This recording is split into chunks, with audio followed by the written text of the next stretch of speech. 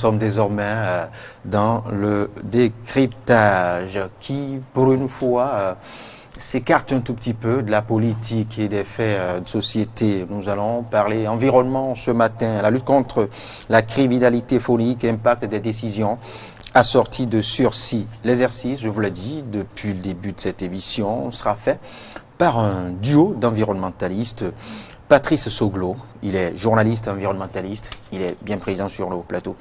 Bonjour, monsieur Soglo. Bonjour, confrère, vous allez bien? On rend grâce à l'Éternel. Face à vous, Ludovic Ledo, il est juriste environnementaliste. Avec lui, nous comprendrons davantage ce que prévoit l'arsenal juridique au Bénin dans ce domaine. Bonjour, monsieur Ledo. Oui, bonjour, monsieur le journaliste. Alors, je l'ai dit, il n'aura pas que les crimes économiques et autres qui retiennent notre attention. Cette fois-ci, nous allons nous intéresser, vous l'avez constaté, à la lutte contre la criminalité phonique. Qu'appelle-t-on criminalité phonique? Quels sont les éléments constitutifs d'un crime phonique? Nous le saurons avec le spécialiste des questions de droit, justement, appliquées à l'environnement, monsieur Ludovic Ledo. Mais avant, qu'est-ce qui fait l'état des lieux de la criminalité phonique au Bénin? Cet exercice sera sera réservé à vous, à l'entame, monsieur Patrice Soglo. Que retenir de l'état des lieux de la criminalité phonique au Bénin? Merci beaucoup. La criminalité phonique, je vais commencer par définir un peu, c'est des crimes commis sur des animaux sauvages. Et parmi quand on dit sauvage, je le dis souvent, les gens pensent que, bon, puisque c'est sauvage, on est libre d'aller faire ce qu'on veut. Il y a des animaux sauvages intégralement protégés par la loi. Le législateur a prévu des dispositions législatives, les dispositions légales qui protègent ces animaux-là. Donc il y a des animaux intégralement protégés, des animaux partiellement protégés. Par le passé, il y a quelques années, 5 ans, 10 ans de cela, il n'y avait pas assez de garde-fous pour protéger ces animaux-là. Parce que je prends un touriste qui vient au Bénin, il y a de nos parcs qui l'intéressent. Et depuis un moment, il y a la loi 2002-7 du 18 octobre 2014 qui est là et qui encadre tout ce qui est la vie de ces animaux-là. Et actuellement, le gouvernement en place, le gouvernement, je vais dire, du président Talon, il fait également beaucoup de choses pour protéger ces réserves de faune, c'est-à-dire où vivent ces animaux-là. Donc, de plus en plus, il y a beaucoup plus d'attention, beaucoup plus de protection à l'endroit de ces animaux, bien qu'ils soient sauvages. Monsieur Ludovic Ledo, oui, monsieur alors, le journaliste. dans votre jargon, quels sont les éléments constitutifs d'un crime phonique? Comme vient de le dire monsieur Soglo, lorsque nous parlons de crime phonique, il faut forcément que ce crime soit l'élément principal qui est ici en jeu, c'est l'animal sauvage. L'animal sauvage protégé par les dispositions nationales comme internationales.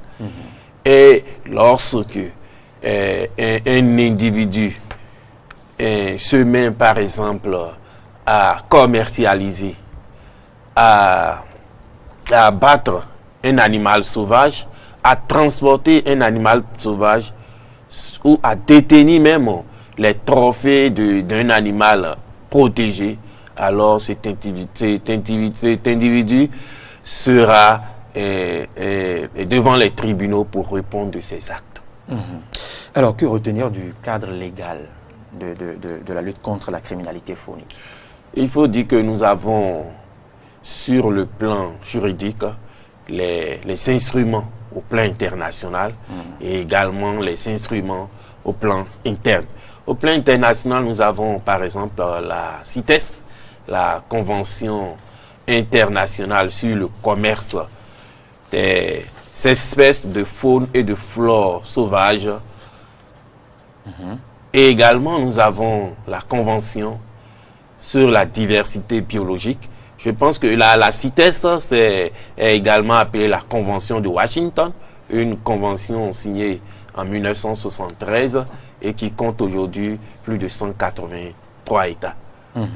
Et la Convention sur la diversité biologique, la Convention de Rio, signée en 1992.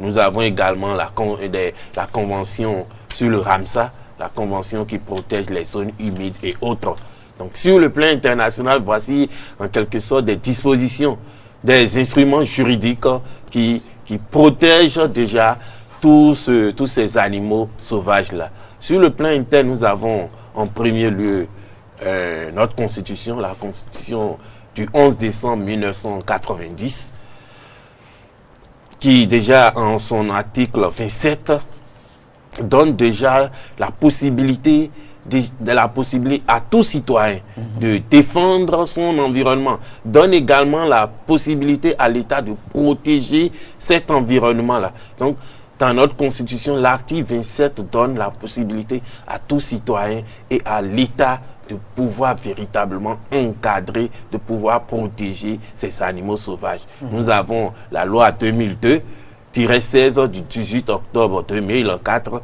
qui est un important régime de la faune en République du Bénin.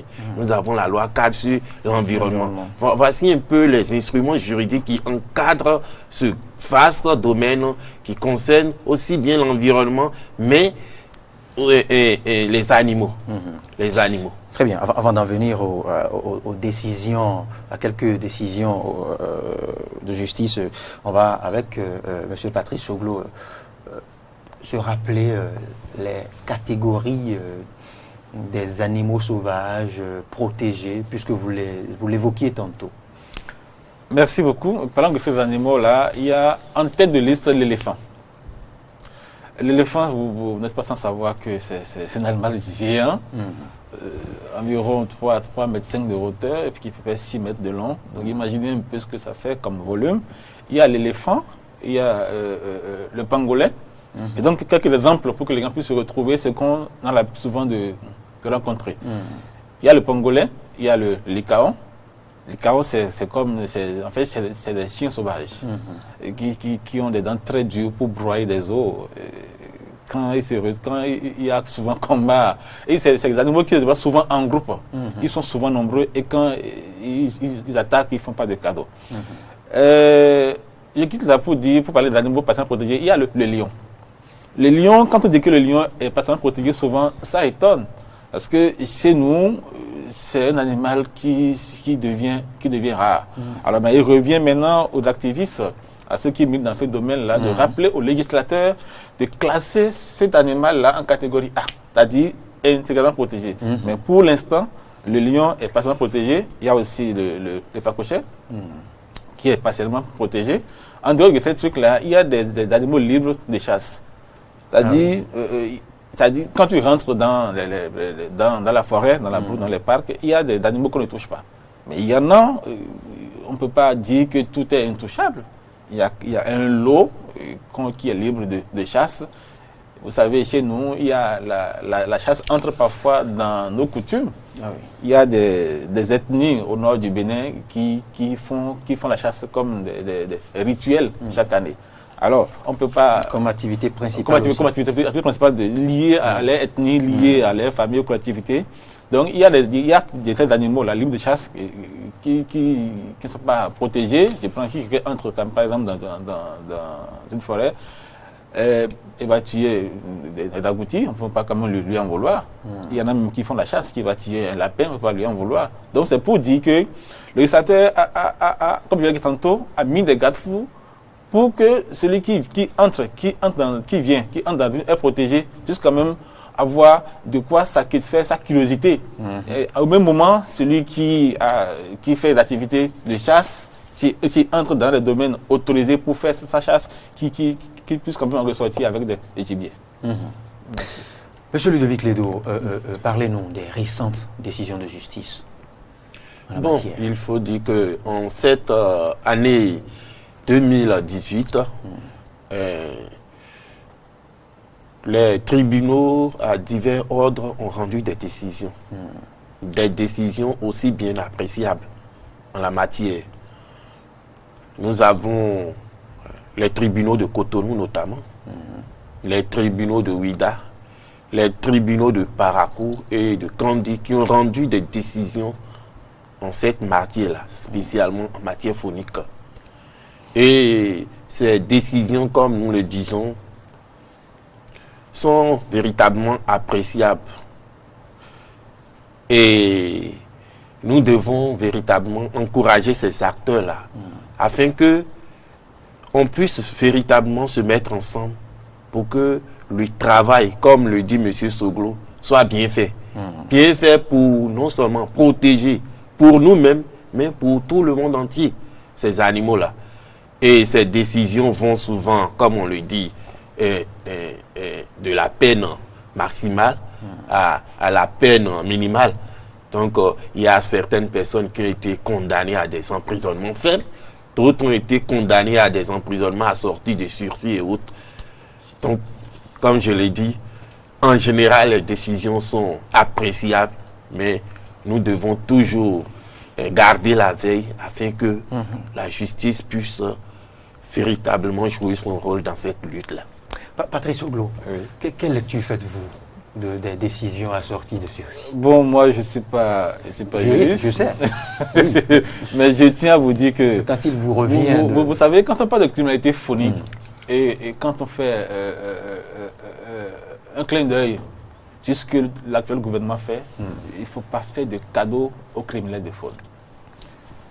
Je cite souvent Ban Ki-moon qui disait, le secrétaire général des Nations Unies, qui disait tolérance zéro contre tous ceux qui mettent à mal notre faune, notre patrimoine phonique. Assorti de sursis. Là où j'en viens, les pratiquants de droit vous diront que c'est une décision. Mais nous, quand ça atterrit devant moi et que je vais analyser, critiquer, je dis que ce n'est pas dissuasif. N'est-ce pas? Oui, parce que je prends un dernier cas où des trafiquants ont été condamnés à 60 mois de suicide. Ça voudra dire que ce monsieur, il est en liberté. C'est quand il reprend les mêmes actes et qu'on le prend, il pige d'abord les peines de 60 mois. Et maintenant, on va lui appliquer encore de nouvelles peines.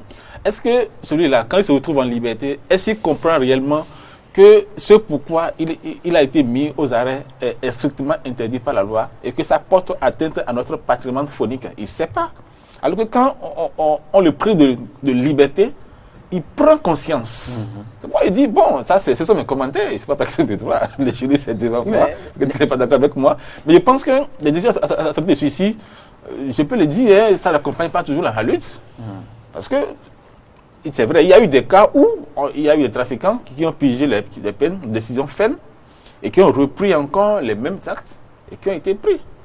Mais là maintenant, si le monsieur il est resté dans l'ombre dans cette police et que les forces de l'ordre dans leur cadre de terrain n'ont pas mis la main sur lui, ça veut dire qu'il va continuer à maltraiter d'autres patrimoines phoniques. C'est tout le bien qui est perdant. Ah oui. Oui. Alors, ces décisions ne sont-elles pas assimilables à une souplesse parce que elles s'appliquent à des animaux dits sauvages? Je pense que nul n'est au-dessus de la loi. Il vient de citer la loi 2004. La loi doit être appliquée, je dis strictement, avec la dernière rigueur. Ils vont me parler de l'intime conviction du juge. C'est là où, dans les affaires, là, je ne suis pas souvent d'accord avec eux. C'est vrai, le juge est libre, c'est lui qui donne la sentence en dernière position. Chez nous, la loi prévoit, je crois, le minimum c'est 3 mois. Le minimum, le maximum c'est 5 ans. Ça peut être doublé ou triplé selon les circonstances. Mais quand j'entends même 3 mois sorti de suicide, le type, comment il analyse ça? Qu'est-ce qui explique cette souplesse? Bon, est-ce que je dirais que la souplesse, bon, je ne sais pas, si on peut avoir l'occasion d'interroger le juge, je pense que par le passé, c'est pas que c'est pas de la flèche que je lance aux pratiquants de droit. Par le passé, il y en a qui ne connaissent pas nos tests. Mais depuis un temps, il y a des structures qui font des efforts, qui vulgarisent les tests que nous avons. Ils viennent de citer des tests internationaux. Au Bénin, nous avons aussi des tests. Il y a des structures qui les vulgarisent pour ne serait-ce que ces personnes de droit prennent connaissance, c'est-à-dire pénètrent ces tests-là pour savoir réellement quelle sentence appliquer à ces trafiquants qui mettent à mal notre patrimoine phonique. Bon, parler de souplesse, peut-être, je ne sais pas, mais peut-être que celui qui a le dernier mot, qui doit sanctionner, peut-être n'a pas encore eu la chance de rentrer dans des aires protégées pour voir, on n'a pas eu la chance de faire un peu d'enquête pour comprendre qu'est-ce que ça apporte au Bénin. Quels sont les avantages que le Bénin tire de ces espèces-là quand elles sont en vie? Mais quand les États sont abattus comme ça, qu'est-ce que le Bénin paie? Je pense que on doit continuer à faire ces efforts-là, ne serait-ce que pour les amener à comprendre que nous voulons des décisions dissuasives et que la loi soit appliquée de façon rigoureuse. Ludovic Ledo. Oui. Qui n'est pas d'accord avec moi. Vous savez, une décision assortie de justice est une décision de justice. Et qu'est-ce que nous appelons décision assortie de sursis? En fait, c'est une mesure prononcée par le juge permettant de suspendre l'exécution de la peine du délinquant. C'est-à-dire, le délinquant est condamné. La justice reconnaît effectivement les faits. Mais le tribunal prend la décision que cette personne-là ne va pas accomplir la peine dans un lieu carcéral. C'est-à-dire, il sera en liberté, il va jouir de toute sa liberté. Et comme on le dit, il y aura une épée de Damoclès à sa tête qui va à chaque fois lui rappeler, monsieur, si vous commettez à nouveau une infraction, vous allez répondre d'abord. Vous y voyez vraiment une épée de Damoclès là? Oui, puisque lorsque l'individu est condamné avec sursis, il jouit de sa liberté, il peut continuer à en commettre davantage. En réalité, lorsque nous rentrons dans les faits, l'individu qui est condamné avec sursis devrait en réalité avoir peur. Vous avez bien dit, devrait en réalité avoir peur. Mais dans la pratique, qu'est-ce que nous constatons? Lorsque la personne est ainsi libérée, elle utilise d'autres moyens, d'autres stratégies plus renforcées. Pour passer outre les lois de notre pays. Oui. Donc c'est comme M. Soglo le dit. Sont de la première stratégie. Effectivement. Qu'il peaufine, qu'il corrige maintenant et renforce. Effectivement. Donc ce que M. Soglo dit. La limite de cette décision concédée, moi, ce culot, assorti de justice. Oui, nous n'allons pas parler de limite. Puisque comme je le dis, c'est une décision de justice. Et il faut donner à la décision de justice toute sa force légale. Parce que la loi a bien prévu. La loi 2002, la loi régissant la faune en République du Bénin, déjà à partir des articles 152 et suivants, a prévu les différentes peines et les différentes amendes. Les peines partent de 3 mois jusqu'à 5 ans. Et comme l'a dit M. Soglo, ces peines peuvent être doublées ou triplées en fonction des circonstances, comme l'a prévu l'article 158. Et la loi ne dit pas que forcément l'individu doit être condamné à un emprisonnement ferme. Donc la loi a laissé cette opportunité-là au juge de pouvoir apprécier. Donc c'est à nous d'expliquer déjà à ces différents acteurs de la justice et également à eux de pouvoir prendre conscience du danger que courent ces animaux sauvages protégés afin de limiter, comme on le dit, la liberté à ces personnes-là qui entravent véritablement et qui mettent en jeu, qui menacent la vie de ces animaux sauvages. Une peine assortie de sursis, en réalité, comme je l'ai dit, c'est une peine qui véritablement met en mal même la vie de celui qui l'écope. Mais dans la pratique, c'est difficile. Oui, elle est plus dissuasive que corrective. C'est ma lecture. Oui. Oui. Mais elle aurait pu corriger. Cette peine aurait pu corriger, quitte à éviter à l'individu de ne pas être tenté plus tard de réitérer. Non, comme Soglo l'a dit tout à l'heure, ce n'est pas parce que la personne a été condamnée à un emprisonnement ferme qu'il ne va pas reprendre les mêmes faits. Ce n'est pas aussi parce que la personne a été condamnée avec ceci qu'elle va reprendre les mêmes faits. Mais ici, nous devons pouvoir véritablement jouer sur les deux. Comme moi je le dis, moi j'invite les acteurs de la justice à pouvoir jouer sur les deux. Un emprisonnement ferme accompagné de sursis. Cela va obliger ces délinquants de la faune-là à pouvoir réviser leur comportement vis-à-vis des animaux sauvages protégés. Patrice Oglo, Oui. le hic est à ce niveau, avec assorti de sursis ou sans sursis, c'est là au fait le principal problème, le nœud, ce qui semble nous diviser. Tout à fait. Même- moi, de ma position... Même si le juriste semble protéger son corps. Lui, il est juriste, c'est pourquoi il comprend que une décision assortie de suicide est une sanction. Mais pour celui qui reçoit la une sanction, moindre sanction. il se retrouve en liberté, donc pour lui, c'est passé, hein, il a tout ça derrière lui. Dans mes investigations, j'ai eu à apprendre qu'il y a des trafiquants, après les arrestations, lors des perquisitions, il y a eu encore des stocks retrouvés à des niveaux donnés. Si celui-là, je prends un trafiquant X qui a été pris en flagrant délit, condamné à ce qui de sexy, et qui retrouve, il a des stocks qui sera tenté de les livrer. C'est vrai, des pays comme la Chine qui ont interdit le trafic d'ivoire, qui est entré en vigueur depuis 2018, ça fait 12 mois, ça veut dire que ces pays-là ont compris l'importance de protéger ces espèces-là. Mais si, à notre niveau déjà, si nous qui avons quelques espèces dans nos réserves encore, on ne met pas vraiment les garde-fous pour décourager tous ceux qui sont tentés de faire ce commerce illicite, il y a un problème qui se pose à mon avis. Donc, décision non dissuasive, je dis non. Il faut les frapper fort, il faut les châtier comme cela se doit, pour qu'ils comprennent que ce que nos aïeux nous ont laissé, on doit les préserver pour nos enfants.